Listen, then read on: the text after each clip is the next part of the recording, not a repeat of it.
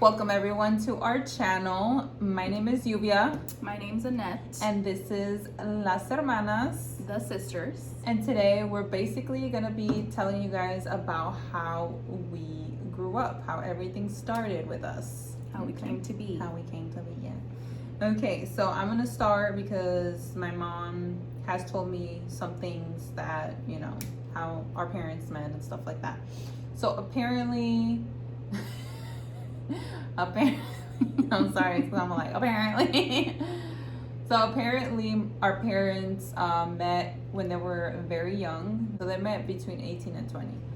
Apparently our parents, both our dad's side and my mom's side, like they have like music in their family or whatever. Like my dad apparently was like in a band or something. We know that he does play the guitar. So... And he did sing too. Yeah, he sings, and so does one of my tios. And not as a career, just like like when there were family get-togethers, or just like pick up the guitar and sing. They did sing for crowds when they were younger, but but they weren't like they weren't famous. They weren't famous. It was just like a hobby kind of thing. And then on my mom's side, apparently there was music there. I'm not too sure if they sang for crowds or if it was just a family thing too. She didn't really specify. But yeah, that's what she said. So since they would all hang around together when they were young, that's how my mom knew of my dad. They didn't meet initially or talk initially till like they were all sitting around in a circle and they were talking like with the radios or something, and like I guess he was like talking to my mom on the radio. My mom's nickname was Paloma, and my dad's nickname was El Picos. I don't know why. Still calls him that. Yeah. Yeah. I don't know why. But those were their nicknames. And my mom is light skinned. She's fair skinned, and so she looks Caucasian kind of. So yeah, and then they pretty much started talking through there, and he started messaging my mom like La Paloma, on the radio, and she started talking to him through the radio. So that's how they started talking, and then from there, they fell in love or whatever. And then here came along. So it's your turn to go because this is her part. I know. I was born in 1988. Mika was born after 2 p.m. I'm not sure exactly the time, to be honest. But April, spring baby. So that's why spring's my favorite season. I think my mom was in her 20s when she had me, roughly. And last month when I went to Mexico, I saw one of my cousins that I hadn't seen in years. But he's a lot older. I think he was in his teens or older when I was born. So he still calls me the baby for some reason. But he told me that he still remembers the day I was born because he was the one that took my mom to the hospital. He had to drive her. And this is like in Juarez in Mexico. My dad I think he was there too. But yeah, he remembers my mom being in pain and that everything was hectic, and they drove my mom there. My mom did tell me that when I was born, they thought I wasn't going to make it because I was born with the umbilical cord wrapped around my neck. So I came out all purple probably. But, here I am. I made it. I don't remember any of that stuff though. Honestly, I don't remember much about like my youth and stuff. What I do remember is her being born and coming to, before she was born. Yeah. The baby shower. I remember that. And in the baby shower, everyone thought that my mom was gonna have a boy. So everything was yellow and blue. So here I'm thinking I'm gonna get a little brother, all excited because I'm gonna have a little brother. And when I get to the hospital, my mom says, "Oh, look, here is your sister."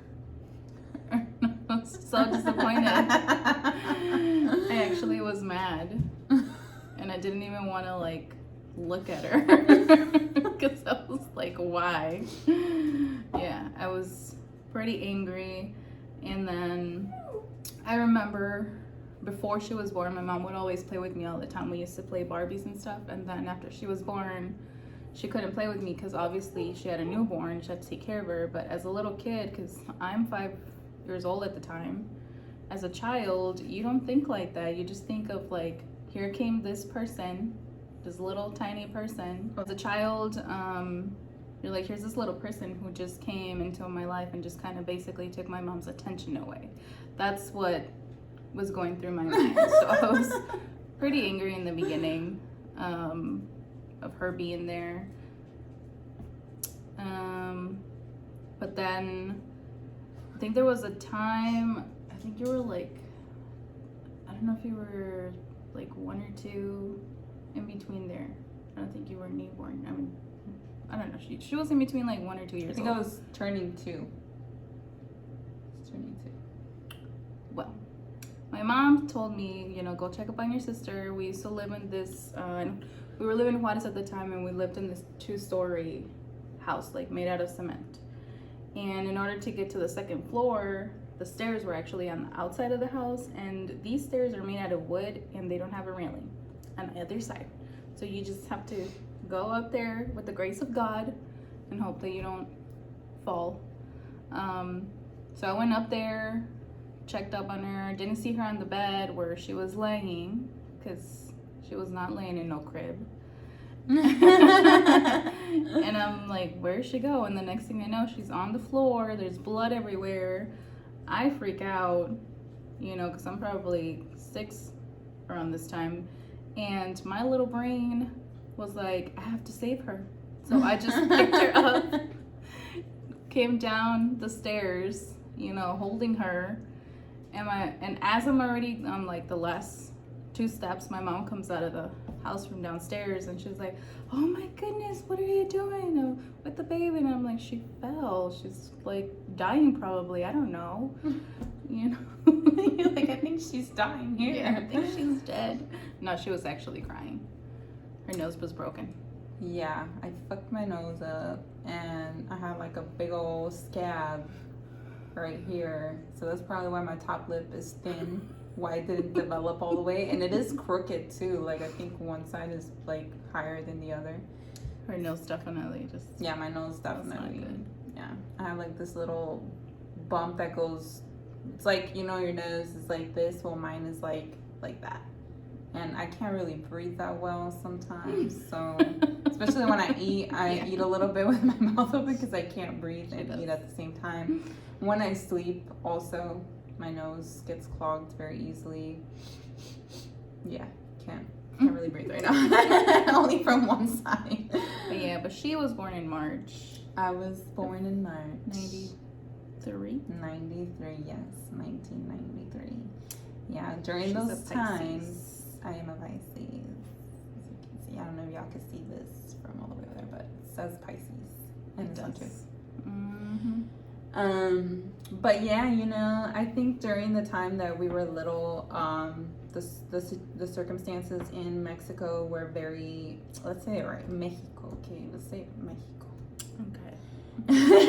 Because I feel weird saying like Mexico. Like, I don't know, it's so weird. So in Mexico, they were very different to over here. I mean, they still are now, but you know, we didn't have as much as others, and we lived in houses made out of nothing but cement, literally. The walls were cement, the floors were cement. So there imagine was no, when she fell. Yeah, and hit the cement pretty hard.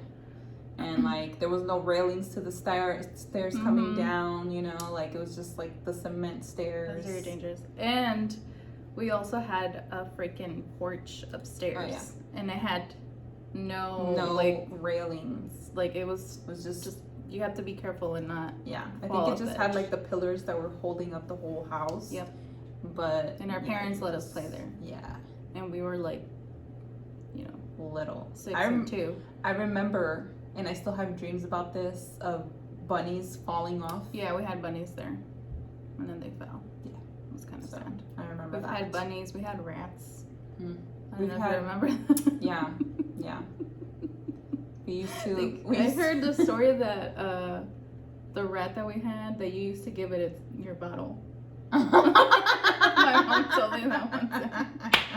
That was, yeah. The rat was over there chilling with the bottle in the mouth. Yeah, and then when I went to, with my aunt and my tia Nadia and my abuelita Julieta, they told us how during one Eastern, that my abuelita Julieta made us canastas, because she like makes them by hand. So she made us some, and we're over here, instead of collecting the eggs with the candy, we were stealing actual eggs from like the chickens. Oh shit. Yeah, and we were stealing the babies. Oh shit. From the chickens. And then we went and hid them under the bed, and my mom kept hearing like a sound, and she's like, what is that? I think I remember that. So we stole chickens, and then they couldn't find where the little chicks belonged to, because once you take the chick from the mother, and if it's not theirs, they won't feed it anymore. So we probably killed a whole bunch of them. Yeah, but we were little. We didn't know. Like I couldn't believe we actually did that. Yeah, well, I believe it, because when your kids, especially like living that way, like we lived in like literally like a farm kind of feel to it, so we had animals all over, like literally it was just like free range everything. So you're gonna be curious, you're gonna want the babies, you're gonna want the eggs, you're gonna want all that stuff. My mom actually used to have daddy longlegs as pets. She used to collect them in jars. So weird. But yeah, being down there, I remember, I think you were too small for all of this, but all the kids from the block used to get together at our house and my grandma's house.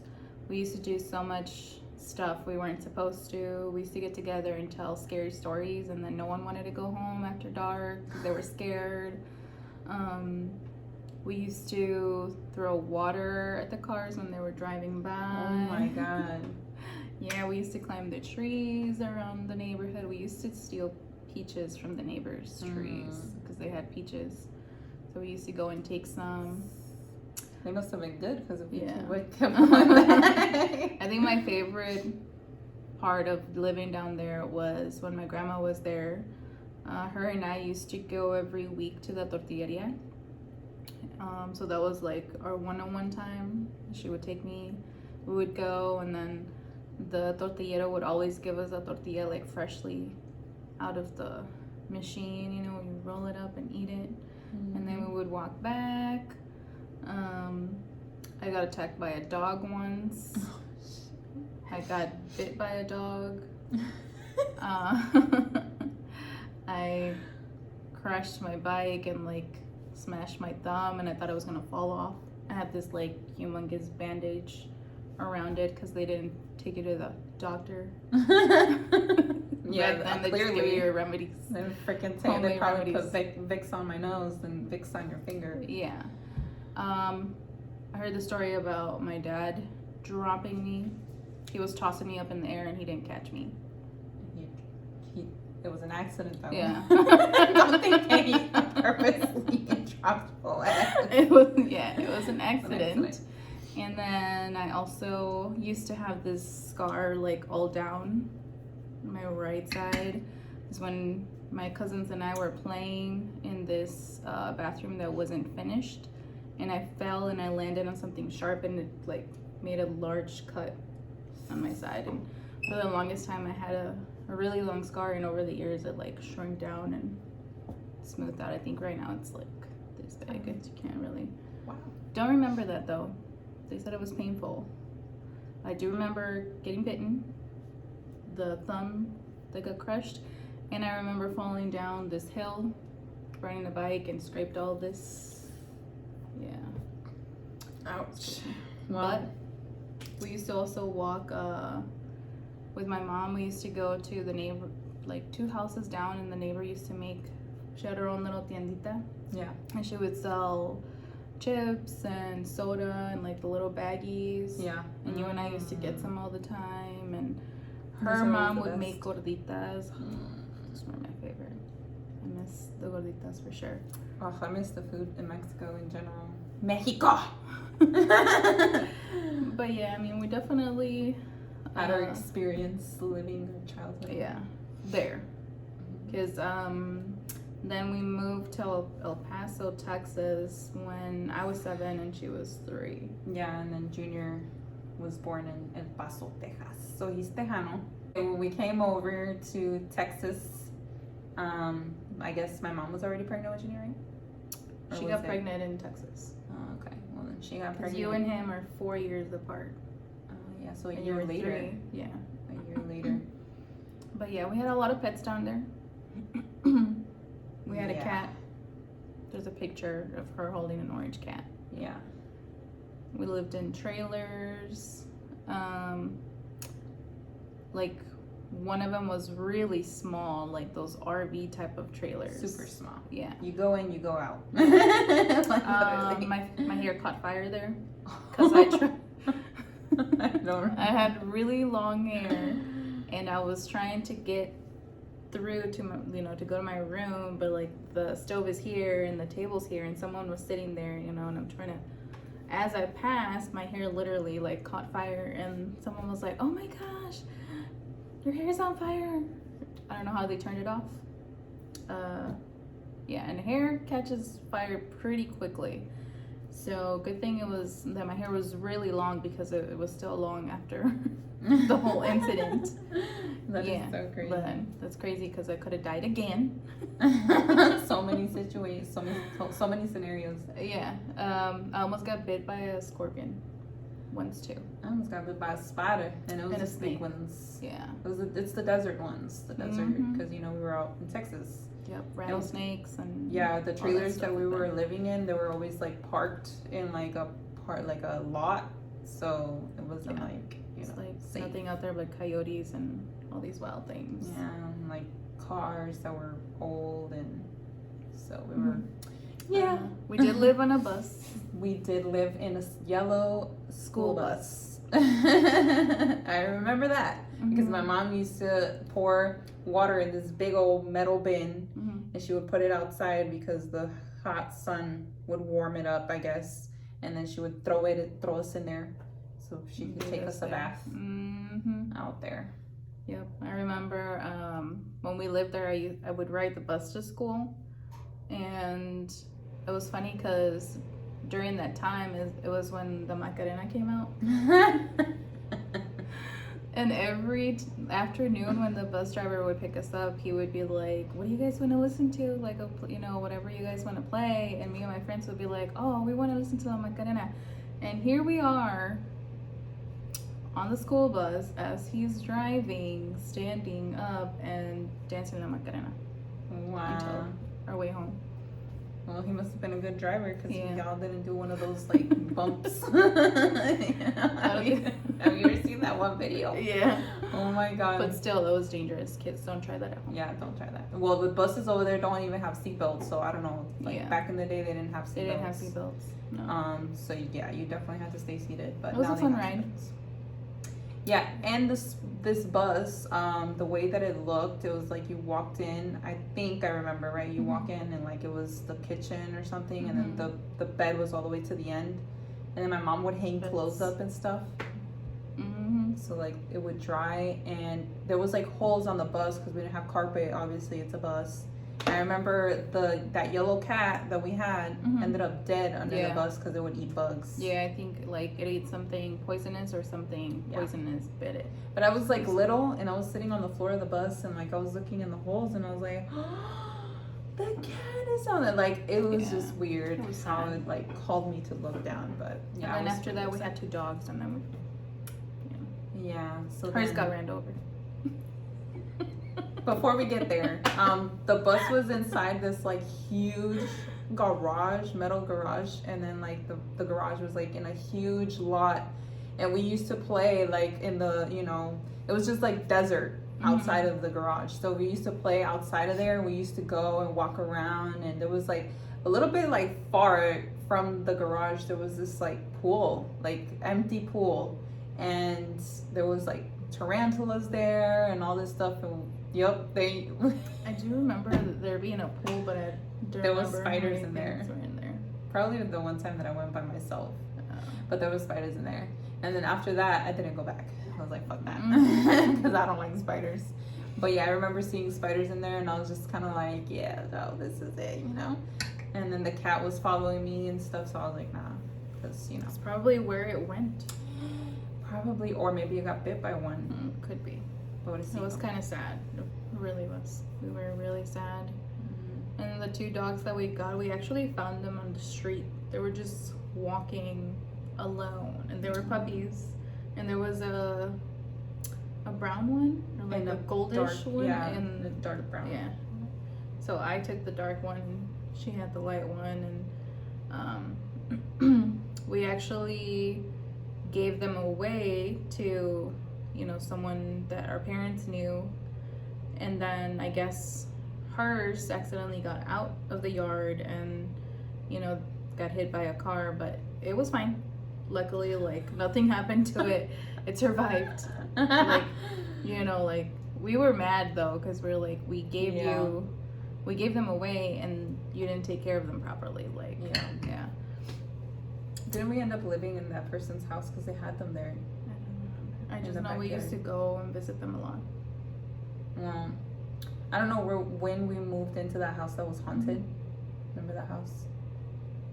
That we would hear dishes breaking and stuff like that. Big trailer. Okay, well, I don't know when we moved there, but Well, that's when Junior was born. yeah, because he was a baby. Yeah, but I don't know if you saw it, but I saw it when they killed the goat. I saw that shit. And I didn't want to eat afterwards. Yeah, I saw that shit because I was like, I just can't. our dad basically like built a wooden thing, you know, and hung it. Like he dug a hole with his friend. I don't know who the fuck that man was. They dug a hole, and I was like wondering, you know, what are they doing? Like they're probably gonna plant some plants or something. Yeah, no, that's not what they were doing. A chivo that was going old, Yeah. and they wanted to cook him, and so they made the little fucking like wooden thing that goes over the hole, put the rope over, and they hung the chivo, and then they fucking unalived it. That's the word we gotta say. We You're can't like, say unalived it. the K word. Yeah. Oh, yeah. And we were pretty shocked, and then they wanted us to eat it. I ended up traumatized. Ever since then, I cannot eat goat meat, and I will know if there is goat meat. Like, you cannot trick me and tell me it's beef, because I will know. I'll know the smell and the texture, like, and the taste. Yeah. Like, My mom gave me some, and I was like, Mom, why would you do that? Because you could taste it, and she's like, yeah, you have to like really know how to cook it and stuff. I'm like, well, no, it's just not. I will still know. Yeah. It's disgusting. But yeah, my mom used to also tend to the doves Chickens? that they had there. Oh. The doves, she loved. I remember her going in One of there. them, We yeah. used to go in there all the time. Yeah, we did. I think we also stole the eggs from the pigeons. That's sad. We didn't learn the first time. No, we brought them, and my mom heard the pigeons again, and she's like, "No, I no estaba haciendo sus travesuras." Well, sure enough, those little birds Yeah. hatching under our bed. And then I remember there used to be this bush like on the front, and I used to like grab a pomegranate, and then I used to go and hide underneath the bush because it was literally like all covered, and I used to chill there and just eat the pomegranate. I used to love the rose bushes that were in the front, because the hummingbirds would always come to the bushes, and I was always so mesmerized by the hummingbirds. There was so many at the time. I remember. Nowadays you hardly even see one, you know, but back in the day there was a lot of them. And then we had another dog there. And then that's when I used to hate going to that house that we gave the dogs to. Yep. That's the house that was haunted. We would hear las botas. Oh hell! I Yeah. knew there was something off about that house. Yeah. You just, when you're a kid, you just know. Yeah, when we were little, we had to share a room. So like in that house, for some reason, like it wasn't like all the time, but like it was now and then, we would hear like the dishes being broken and stuff, and we'd be like, oh my god, like the dishes are being broken. My mom would come on, there's nothing. Or like in the mornings we would check, you know, to see if like the dishes were broken, and we would be like, what the fuck, like there's nothing. But it would happen like constantly. It wouldn't happen, like I said, it wouldn't happen every day, but it would happen like now and then and shit, and we would just be like, what the fuck? And then we would hear our dad's like boots walking down like the hallway, and we would just be like, oh my God, like we're freaked out, you know. I couldn't sleep there. Imagine I was little freaking girls. scared. Yeah.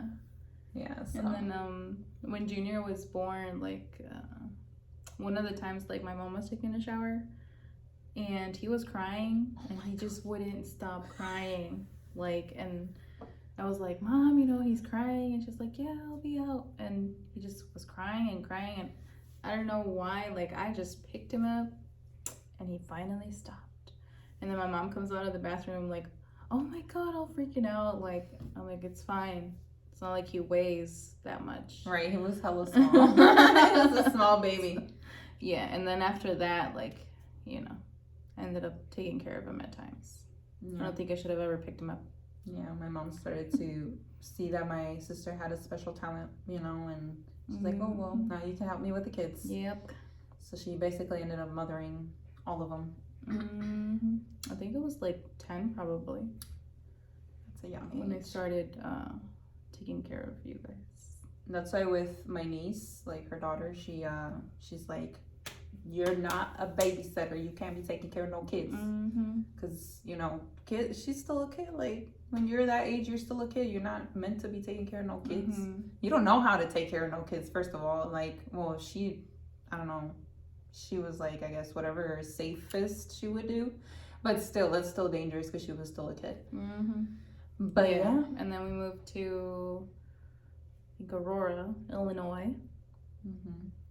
And that's where Fanny was born, and I was there when she, like, in the hospital, in the room. You know, that left me traumatized for a really long time. I didn't want any kids at all. Like, fuck that. Yeah, because I was like 11 or 12. Like, I was just, you know, I think I was passed out, and the nurses were like, are you okay? I'm like, yeah. I know. I would not want to see that shit. I was like, hell no, I don't want to see nothing. Yeah, I really didn't want to. I think I stepped out for a bit out of the room because it was just too much for my little self at the time. Yeah. And then in Aurora, like when we first got there, we lived with our aunt and our uncle. And then I started 4th grade there. I did a bilingual class by then. I started elementary school. And then I remember, because the elementary school was like a couple of blocks away. So I would wake up early in the mornings just so that I can watch Arthur before I went to school. Yep. And then I was like, well, like, this is pretty chill. They had breakfast and everything for you at the school. So I was like, cool, you know. But yeah, we ended up staying with our aunt and our uncle for my dad's side. And, you know, it was pretty chill. What else? Well, that does it for me for my childhood. Instead of, you know, because after that I became a teen. But we kind of lived around a lot. Yeah. Forgive us if we don't have like the specific like timeline, because we don't remember a lot of things from our childhood, being that we've gone through a lot of trauma in our life. So when you're a child and you go through trauma as an adult, well, as a child, like when you go through something that's very traumatic, you tend to, your body reacts, and the way that it reacts is like kind of fight or flight situation. So like you go into this mode of like survival mode, and so in order for you to survive, your mind's like, oh well, you have to forget about that, you know, so you just forget about certain things. Forget certain stuff. A lot of stuff. Yeah, so we did go through, like, aside from, you know, not having, you know, not being rich or whatever, being quote unquote poor, you know, we did struggle quite a bit, and our parents didn't have the best dynamic in their marriage. You know, in the beginning, from what I remember, like, our dad was good, you know, he's always been smart. He's always, you know, he was always a hard worker. he was a truck driver. So he would be gone for long periods of time because he was a truck driver, so he worked in the U.S. when we were in Mexico. Yeah. And then when it would be like probably weeks or maybe a month or so before he would go back and stuff. We don't know the specifics of how their relationship went and what their dynamic was. We just know mostly based on our observations and what certain we things saw. Our mom has told us. She has really told us like a lot of stuff. Yeah, we don't usually ask much because we feel. I didn't really want to know about my past for the longest time, for a lot of years. And in the beginning, my dad was great. Things appeared to be good because you never really know what's going on unless, especially when you're a child, you don't know. You think that even if something is very toxic, you think that's normal. It's normal. Because you're around it so much, so you're just like, oh, this is normal, like you don't know. Yeah, and from what I remember, like things didn't start getting bad until we moved to Texas. And that's when our father unfortunately started drinking, which obviously that wasn't good because then he lost his CDL license, cost him, to lose his job, obviously. So then he started working as a mechanic because he was also really good at that. He could have eventually opened up a shop because of how good he was, but instead of like charging people with money for his work, he would charge them for beer. With alcohol. Yeah. So it became a problem for him. So he pretty much lost everything. So that's why things weren't really great with our parents, and along with his disease, because being an alcoholic is a disease. He was also very violent. His anger was out of control.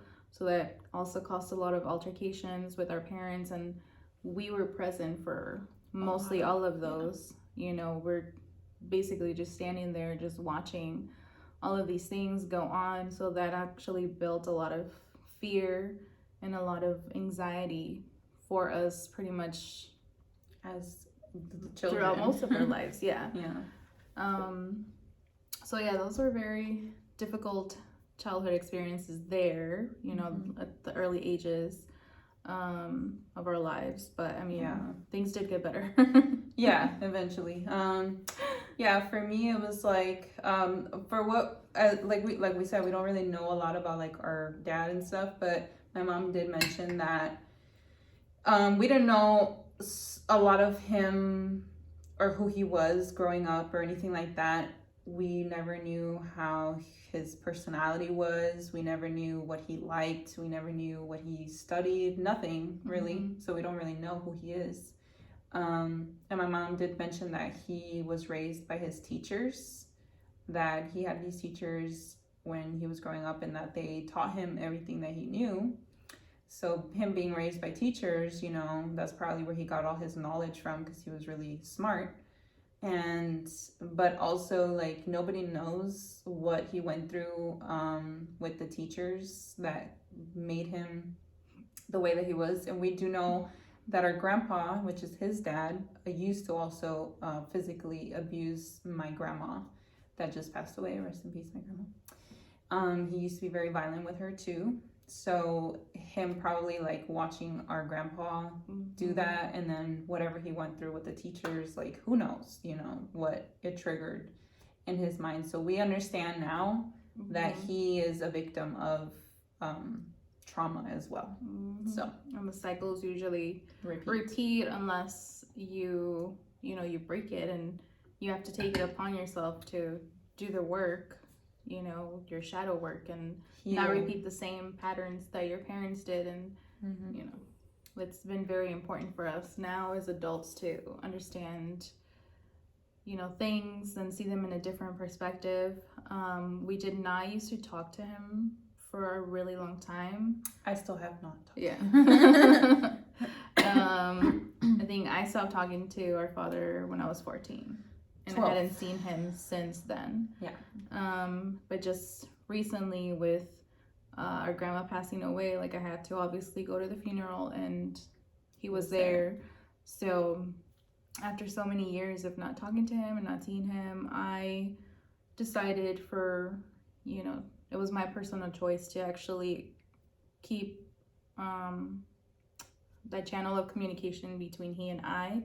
I did let him know, that I can't vouch or for him or, push my siblings to want to do the same, because they each have to come to terms with things themselves and decide that for themselves, just like how I decided that for myself. And I chose that because, I'm in the process of healing from my past and releasing all those things. And one of the things that, in order for you to move forward and not carry any more karma with you, you do have to forgive and, let things go and just move forward, and understand that each person acts according to their understanding at the time. Yeah. And he's definitely not the same person today as he was back then. He's definitely been through a lot of karmic energy throughout his years that we have not spoken to him. I think, like, when he was telling her, when she was telling me like how he was communicating all these things to her and stuff, like, it seems like he's very sorry, and he feels very apologetic and regretful, and he definitely feels all of the feelings that someone like him should feel, because of all the stuff that he put us through. He did mention certain things about my mom, and they were both equally at fault, I think. But it's no excuse for how he reacted, you know. So, like, now that we're older, we also we have to be careful when it comes to dating, because of these like, we used to tend to kind of gravitate towards people that were similar to like our traumatic experiences from our childhood, which we will get into later on. But for this episode this video for this video, we wanted to kind of let you guys know, like, sort of a little bit of our background of what we went through in our early years. Eventually we will discuss more about in our teens and our adulthood, and basically kind of so you guys can see how us growing up and the things that we experienced in early childhood affected us at a later time, and how spirituality has helped us to kind of rebuild those steps that we were missing. And basically, like, because of children going through situations like ours, we're never taught on how to be strong, how to be confident. We don't know how to love. We don't know nothing, basically. We're just kind of like survival. Like, they throw you out and you have to survive, and that's all we know.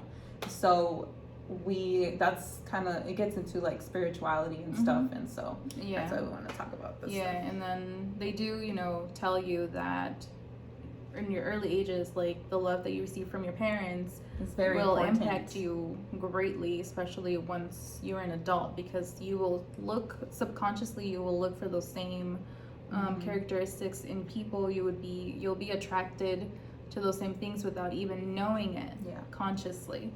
So it does affect you as an adult. Because like she said, we have not made very good decisions when it comes to relationships, but we didn't know why we kept finding pretty much quote unquote the same person over and over again. Like toxic traits on people, or like people that needed to be healed, and we wanted to heal them and stuff like that. So like, wanted to change them. We wanted to change oh my them. Gosh, my love is gonna fix them. And believing that our love is that strong to change and fix somebody, like, that's not. But it doesn't. Like, a person has to change of their own will. And I think also seeing how our dad is now versus how he was before, like, that really shows me that it's up to the individual. And it could take years for that person to change, or it can be instantaneously, or there's no time frame on how long something is going to take. But it has to be their own choice and their own decision. And I feel like before, he was really young also, and he was not experienced in being a dad, being a father Yeah. and a husband, and being there for his children, Kids. and yeah, and now he kind of sees. Well, I don't want to say kind of. He actually sees, Knows. yeah, Yeah. where he, Failed. messed up, and Yeah. He failed, he wants to make basically. amends, but he also understands that it's not that simple. You don't just close your eyes and, bam, Yeah, 'cause your kids forgive you. It's been years, like the last time I think I talked to my dad in person was when I was 12 years old. And then the next time I talked to him, I was like 14, but it was through the phone. And the last words that he told me, like he was trying to kind of, it was like in the nighttime. We were about to go to a party. Yeah. Like she gets a phone call, but like it was like a number that we didn't even know. And I looked at her screen because she was sitting in the passenger seat. We were in the car. And like I was sitting in like behind the driver's seat, and I hear her phone, and she like lifts it up, and I look, and like her reaction to the phone call, like it was like she freaking knew who it was, because I remember her being like, and she looks back and looks at me, Well, it was a number that we had not seen, so Yeah. I was like, what the hell? Like, yeah, but you looked at me like there was something inside me like that told me this is probably him. It was so weird. And then I was like, and then there's the thing that's like, no, it couldn't be. Yeah. Normally, I never answer phone numbers that I don't know. Mhm. Like, I just don't. So I pick it up, and I say hello, and then he says, hello, this is your dad. And I just turned around and looked at her, and she just I knew. I freaking knew. I was like, oh my God. Like, so like she talked to him for very briefly, and then she hands me the phone, and he's like trying to catch up with us, like as like nothing had happened. And you could tell he was drunk on the phone, and he was like, what are you up to, and how's life been, and like all this stuff. And I'm just like I'm shocked because I haven't heard from him for years, and then out of nowhere you want to call and like catch up. Like it was just weird. And I was quiet. I didn't know how to answer, and he was like, what, you're not gonna answer me? Like you're not gonna tell me anything? He's like, fine then. He's like, it's okay, you don't have to talk to me. He's like, from now on I don't have daughters or whatever, like to me you're dead and stuff. And I was just kind of like, okay, At the that's time, fine. I didn't care. Yeah, so I was like fuck whatever. it. So I hung up. Better for us. We don't Yeah. have to pretend. Just wasting my time. I'm about to go to a Yeah. party. Plus, like, it's when you haven't spoken to someone for so long, Yeah. it's just weird. It's awkward. Even now that, that I saw him or whatever, It's still weird. it feels awkward because I'm not used to having a parental figure there. I'm used to just being my mom, and even with that, we'll get into Yeah. my mother later on. Yeah. But even with that, I'm still used to being mostly by myself, Yeah. being just me or my siblings. But yeah, it feels awkward still, even when he calls me sometimes. I don't know what to say really, like, because I don't, when you really want to talk to someone, you tell them like, oh yeah, this is what I've been up to, Right. and I'm doing these, You and catch up. yeah, these are the things that I'm thinking about doing. But because we haven't talked to him for so long, it doesn't come as natural. So it's Yeah. usually just him talking to me and telling me Yeah. what his plans are and what he's doing. For me, growing up with my dad, I was a daddy's girl. So I definitely had like that dad and daughter connection with him. And he like would always defend me against my mom. My mom would be like yelling at me, and he'd be like, don't be yelling at her, So it was like, I was the daddy's girl. I was always with my dad. He was over there working on cars, and I was right there, like I was always with him. So when it came to like having to leave my dad and figuring things out that were very upsetting, and like realizing who he really was underneath whatever this facade that he would put on, because everybody would know him as like this like funny and very social person, and he knew how to play the guitar, and like whenever he was in a social setting, like everybody would love him because he was the life of the party. Like everybody knew him that way.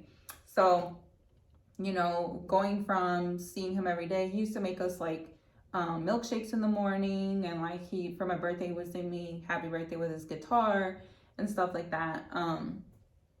So going from seeing him and stuff, and then having to get used to not seeing him and accepting who he is and accepting that he can't be around us, and just kind of like, as a child, you know, you have to accept that your parents cannot be around you because they're toxic and they have all these things that they did that were evil, you know, like you have to accept it. And then for them to call you and be like, hey, like, what's up, let's catch up, like, no. You know, like, it took me this much time to get over you, basically, and then you want to come back and, like, you know. Yeah, it's just like, it's not that simple. Yeah, it's not I that think simple. for me it wasn't so hard because since I was older, I was the one that would kind of see what was going on a little bit more. So I was the one that would tell my mom, like, you should leave him. You know, we're not happy. He's not doing anything for us. Like, you need to leave him. And her excuse would always be like, I can't take care of you guys alone. And I used to tell her, yes, you can. You know, you're strong enough. But she never felt like she was strong yeah, enough. that she was strong enough, and she's always felt like she needed this male figure support, like, in, you know, in her life or whatnot. Yeah. So it took her a really long time. So for me it was the opposite. I was just waiting for the day where he wouldn't be around anymore, because it used to make me very angry. I used to walk around very angry. You know, him doing the things that he would do to us. It's like he would tell us he loved us and this and that, but yeah, you know, he would drink and then he would come and you know, hurt us and our emotionally and hurt my mom physically, and no one wants to see their mother in pain. And he would get mad over the simplest things. Yeah, like it was just this rage. Like he would, like, it was in an instant. Yeah. Like, you could probably, like, put this here and he'll be like, why do you put that? Like, it wasn't even like, why are you putting that there? It was like, why do you put that there? Like, it was, and he would have been fine the second before that. So it's just kind of like, it creates this, like, scare within you as a child. Like, you just, I don't know, it's creates a fear. Yeah. So you're always with fear, and on then your toes.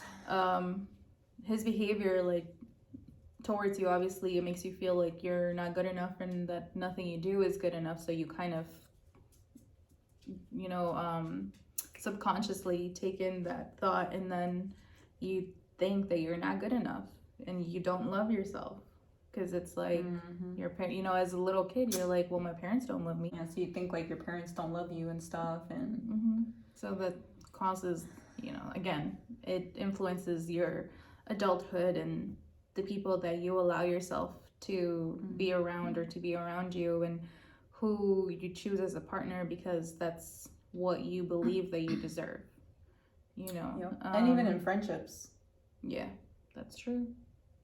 Doesn't necessarily have to be a romantic one. And even you know, but for me, like, when he was gone, I think I had a little party. Yeah. Well, for me, it was kind of hard, you know, because when I found out about certain things that, you know, he had done, I fought a lot with myself. Like I said, it was like, you know, I missed him, but I was like, I would feel guilty to miss him, and I was like, you shouldn't miss him because he did these things. She would cry a lot, and my mom would use her as an excuse to keep going back. Because when I would ask her, like, because she left him quite a few times and would take him back, and I would be like, why did you take him back? Well, oh, it's because your sister misses him so much, and she's crying all the time. Which is not something that you, as parents, should do, is blame your kids. Like, if you want to go back with them, you should be honest with your kids, because your kids are not stupid. Your kids put know. Blame on your children. And you put blame on your children, and then later on, when they grow up, they're sitting there thinking like, oh, well, it was my fault that my mom got beat on, or it was my fault that my mom was getting, you know, dragged down the steps, because that happened. So that put a lot of blame on her.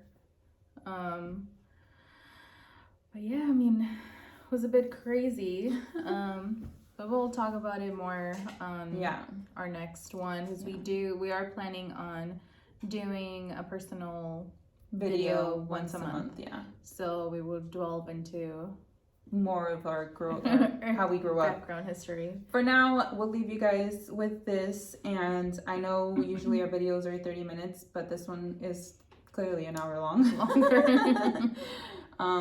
Hopefully you guys enjoyed the video and enjoyed getting to dive into our story. We didn't, like we said in our first video, we didn't start this YouTube just because we want to start it. It was for a purpose. Mm-hmm.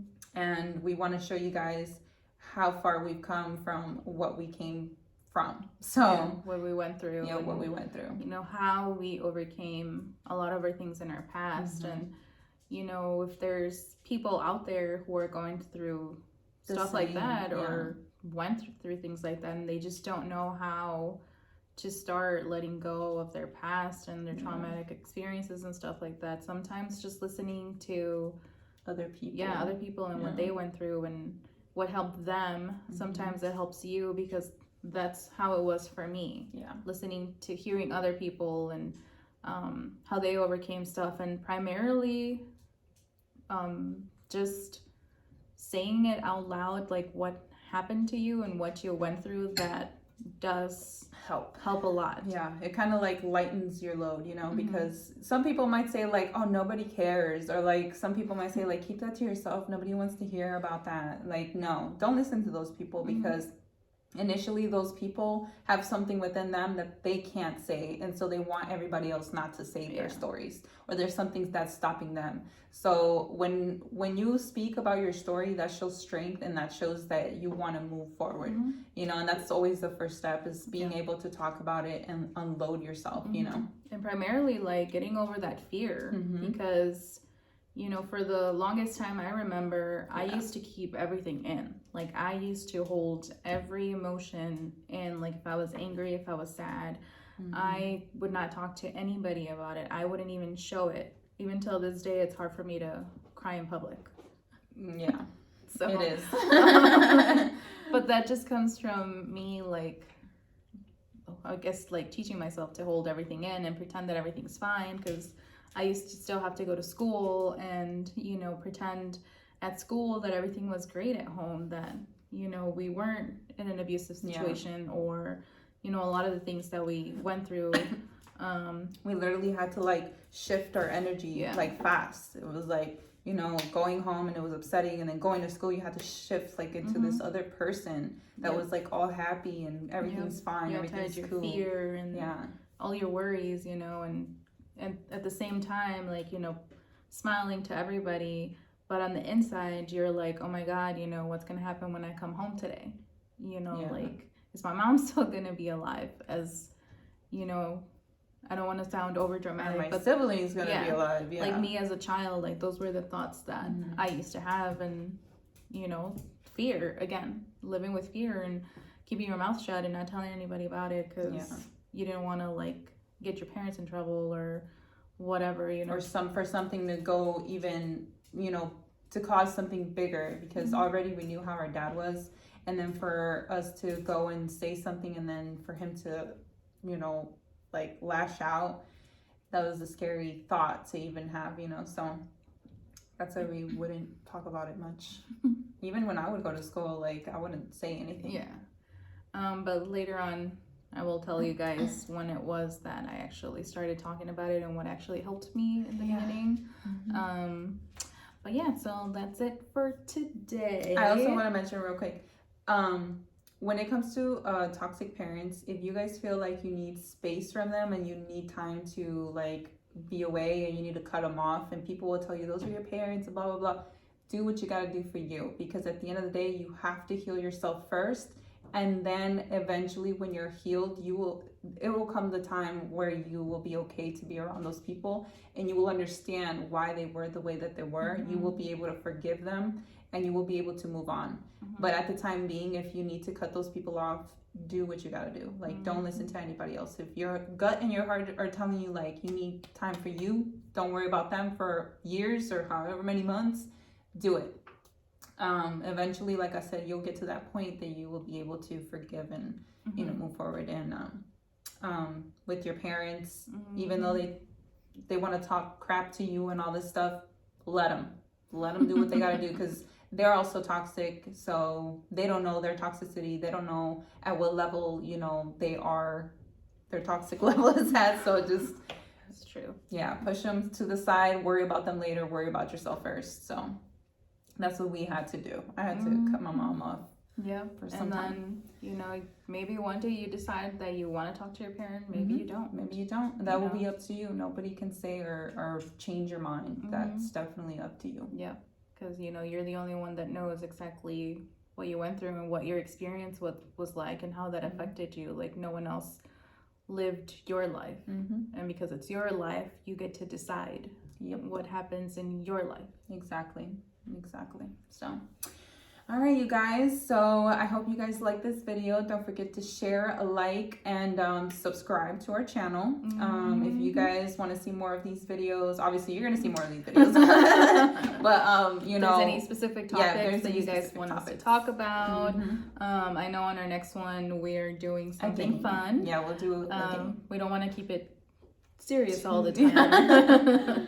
Yeah. You know. So stay tuned for that the next video. Yeah. Well, I hope you guys had a good week, and we'll see you guys next Sunday. Thank you guys for joining, and Thank you guys for watching. bye.